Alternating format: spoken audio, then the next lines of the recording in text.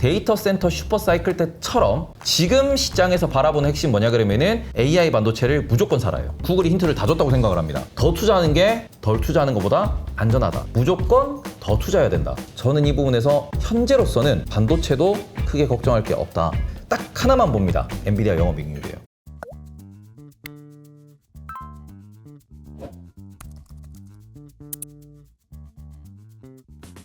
우리 레고랜드 사태 언제 있었지? 기억이 잘 안 나실 거예요. 22년도 11월. 네. 그러니까 벌써 이제 2년 가까이 돼가는 네. 거예요.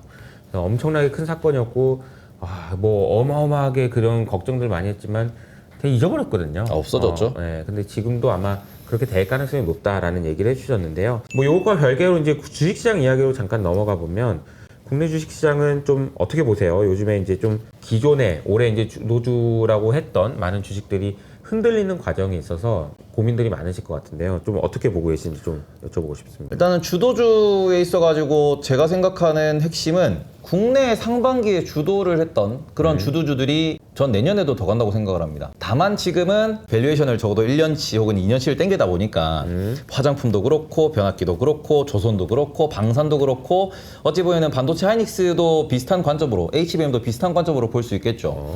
그래서 이게 한 1, 2년 정도를 선반영을 땡겨놨기 때문에 그 부분에 있어서 일정 부분 차익 실현이 나왔고 그래서 고점 대비 20% 30% 이렇게 좀 하락하는 조정 오는 그런 모습을 보였습니다.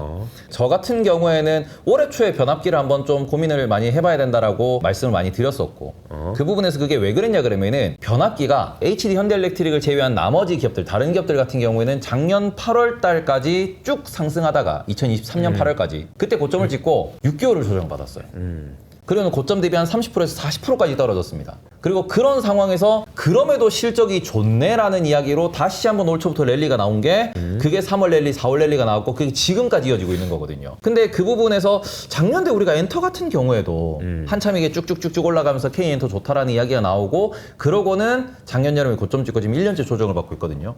근데 지금 엔터와 변압기의 다른 점 뭐냐 그러면은 변압기는 여전히 숫자가 계속해서 늘어나고 있습니다. YOY 증가세가 뚜렷하게 나타나고 있어요. YOY 증가세가 뚜렷한 섹터 라면도 마찬가지고 변압기도 마찬가지고 그리고는 그 외에도 우리가 수출이 늘어나고 있다라고 하는 방산, 조선 같은 경우에는 계속해서 우리가 밸류에이션 고점에 대한 이야기를 하면서 쭉쭉쭉 끌어올리다가 글로벌로 지수 조정이 조금 나오니까 차익 실현 영역으로 들어간 거거든요.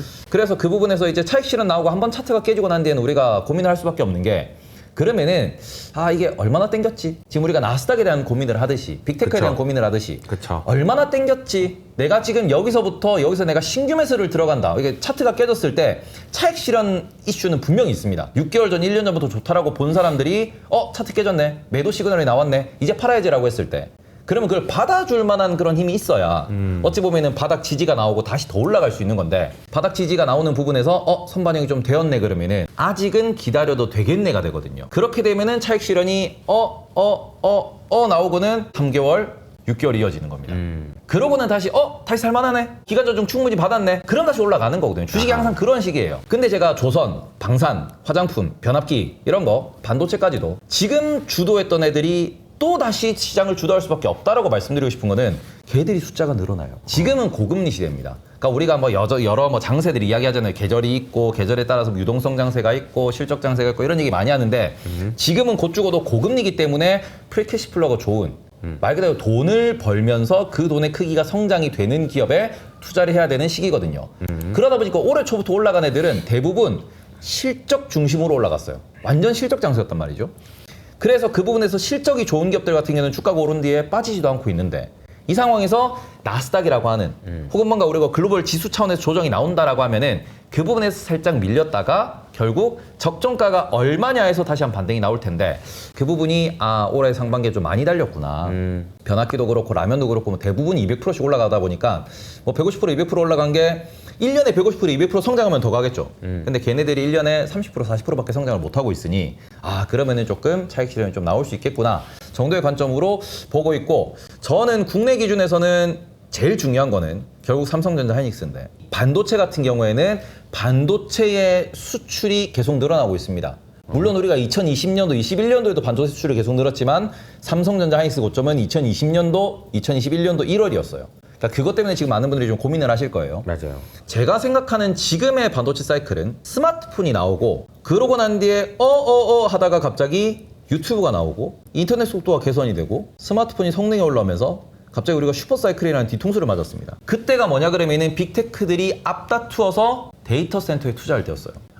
우리가 스마트폰이 나오면서 여기에서 뭔가 데이터가 돈이 돼. 그리고는 데이터 센터를 확보를 해야 우리가 고객을 유치할 수 있고 데이터 센터가 있는 것이 실제로 큰 비즈니스로 연결될 수 있어 라는 이야기로 연결되다 보니까 그 부분에서 갑자기 슈퍼사이클이 왔었거든요. 저는 근데 그거랑 지금 같은 그 로직이라고 생각을 하는 게 우리가 LLM이 딱 등장하고 난 뒤에 처음에는 이걸로 돈이 되겠어요 였어요. 그러고 난 뒤에 우리가 하나 둘 시간이 지나면서 보다 보니까 지금 게임 업계에 종사하시는 분들 특히 많이 느끼실 거예요. 뭔가 우리가 게임 업계에 있는 분들 얘기를 인터뷰를 들어보면은 코딩이 쉬워진다는 다들 알고 있습니다. 근데 거기 있어가지고 추가적으로 최근에 나오는 얘기는 뭐냐 그러면은 렌더링도 쉬워진다. 3D 그래픽 작업도 엄청 쉬워진다고 하는 거예요. 이걸로 뭐 AI를 통해서 애니메이션을 만들었다. 뭘 만들었다 그러는데 과거 대비로 투입 인력 대비 효율이 엄청나게 늘어나는 겁니다. 메타버스도 나왔을 때 메타버스에 의문을 가졌던 이유는 메타버스가 그래서 어떤 효율이 있는데 효용이 있냐? 네. 이게 말 그대로 비용을 줄여주면은 기업이 투자를 하거든요. 돈이 안 되더라도 비용을 줄여주는 것 자체도 돈이 된다라는 소리입니다. 그러고 난 뒤에 거기에서 새로운 그러니까 말 그대로 고객들한테 돈을 가져오게 되는 게 말 그대로 시장이 커진다라는 건데 지금의 AI 기술이라고 하는 이 부분은 말 그대로 그 내부의 비용을 줄여주는 그러한 그 시스템이거든요. 여기에서 우리가 비즈니스 모델을 어떻게 가져가느냐는 지금부터 연구를 해야 되는 단계예요. 그러니 앞서서 말씀드린 저는 구글이 힌트를 다 줬다고 생각을 합니다. 더 투자하는 게 덜 투자하는 것보다 안전하다. 무조건 더 투자해야 된다. 이런 얘기를 하는 거거든요. 그 무조건 더 투자한다 그러면은 지금은 구글이나 마이크로소프트나 애플이 돈을 못 벌어도 과거에 데이터 센터 슈퍼사이클 때처럼 지금 시장에서 바라보는 핵심 뭐냐 그러면은 AI 반도체를 무조건 살아요. AI 반도체를 돌리면서 그 데이터를 활용할 수 있는 데이터 센터를 무조건 지어랍니다. 그래서 이 관점에서 놓고 보시면은 지금 삼성전자는 HBM 좀 약하잖아요. 근데 데이터 센터 쪽으로는 여전히 캐파가 1등입니다. 그리고는 하이닉스 같은 경우는 HBM에서 마이크론 수율이 그렇게 잘 나온다고 볼 수는 없을 것 같고요. 삼성전자가 HBM3 통과했다고 하지만 그거는 중국형 물량입니다. 가장 많은 수요를 자랑하는 미국형 물량에는 삼성이 아직까지 못 올라가고 있어요. 그러니 하이닉스는 HBM이 여전히 살아있고 그리고 삼성전자는 말 그대로 삼성전자 자체가 온디바이스 AI도 마찬가지고 데이터 센터도 마찬가지고 HBM에 대한 기대감도 있고 그런 부분 모든 종합적인 덩치를 생각해 봤을 때는 삼성전자도 여전히 디램 가격이 올라가고 낸드 가격이 올라가면은 얘네들 돈은 잘 벌겠네. 하이닉스는 정말로 이번이 하이닉스 입장에서는 뭔가 어마어마한 변화와 발전을 이루고 있는 그런 사이클이구나.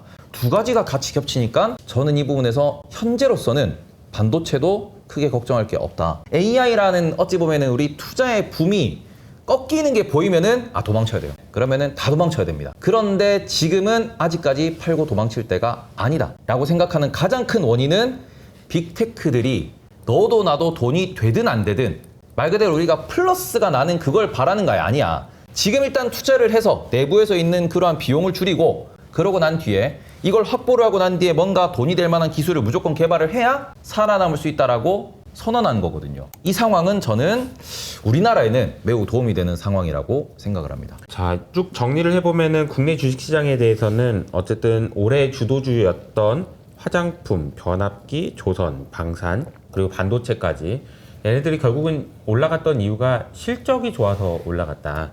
그렇게 판단을 해주셨고 이렇게 지금 조정을 받고 있긴 하지만 결국 더 간다.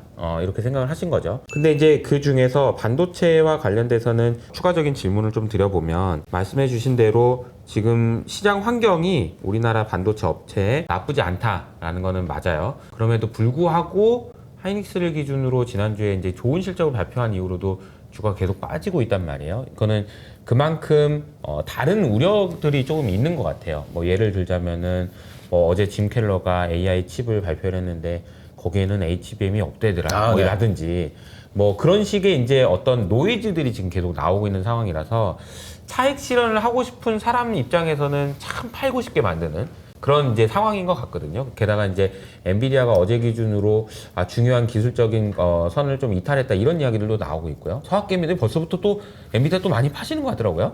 근데 여러 가지 이제 고민들이 있는 상황인 것 같아서 이 부분은 어떻게 생각하시는지 좀 궁금합니다. 저는 하이닉스도 마찬가지고 TSMC도 마찬가지고 구글도 마찬가지고 그리고는 그 외 AI 관련된 기업들을 7월 초에 팔았습니다. 하이닉스 실적이 문제가 아니에요. AI 관련돼 가지고 지금 주가가 이렇게 만들어지고 형성되고 이렇게 관련된 기업들이 오르는 부분은 개별적인 기업의 그런 이슈들도 분명히 존재를 하겠으나 결국은 엔비디아였거든요. 엔비디아와 마이크로소프트, 애플과 ARM 그런 기업들의 방향이 제일 중요했습니다. 우리가 지금 한 달 전만 돌려보시면은 하이닉스가 빠지더라도 엔비디아가 올라주면 다음날 그대로 회복이 됐어요. 계속 치고 올라갔습니다. 그런데 우연찮게도 하이닉스가 지금 고점 찍고 떨어진 게 실적 발표 전후다라고도 이야기를 하지만 그 전부터도 어찌 보면은 시그널이 있었습니다. 뭐냐 그러면은 엔비디아와 마이크로소프트, 애플이 동시에 5일선, 11선을 동시에 깨고 내려왔어요. 그리고는 실제로 그 5일선과 11선이라고 하는 그러한 매도 시그널이 될 수 있는 이동평균선이 동시에 깨지고 내려가면서 우리가 AI 관련 대장주라고 불렀던 그런 기업들이 동시에 거기서 차익 시에 나오면서 글로벌로 매도가 나온 겁니다. SK 하이닉스의 실적이 조금 실망스러웠던 건 사실이에요. 왜냐하면 시장 눈높이가 7월 초만 하더라도 영업이익을 4조를 때렸거든요. 보고서에서 4조 초중반을 때렸는데 그게 삼성전자 실적을 보고 막 엔비디아가 더 올라가는 그런 모습을 보이면서 어찌 보면은 우리가 7월에 한 2, 3주 동안 SK하이닉스의 영업이익, 2분기 영업이익이 목표치가 이게 컨센서스 자체가 4조 중반대에서 5조 중반대까지 올라갔습니다. 거의 20% 이상 올라간 거죠. 그리고는 거기 5조 중반대를 맞춰서 발표를 했어요. 근데 이번에 하이닉스 그 실적 발표하기 하루 전날 어딘지 제가 기억은 안 나는데 어느 증권사에서 5.8조가 찍었습니다. 내일 실적 발표가 5조 후반대가 나올 거다. 그렇게 찍으면서 시장 기대감이 한껏 부풀어 오른 거였어요. 이제 여의도 근처에서 스트리트 컨센서스라고 하죠. 그거보다 네. 훨씬 높았다는 얘기들이 네, 있어요. 네. 네. 그래서 뭐 6조도 얘기를 했었고 왜냐하면 삼성전자가 정말 말도 안 되는 실적을 보여준 게 맞거든요. 그래서 그 부분에 있어가지고 하이닉스도 그러면은 야 우리가 지금 4조라고 보고 있는데 이게 아니고 6조 7조 나와야 되는 거 아니냐. 그 정도는 나와야 우리가 하이닉스 30만 원 외칠 수 있는 거 아니냐.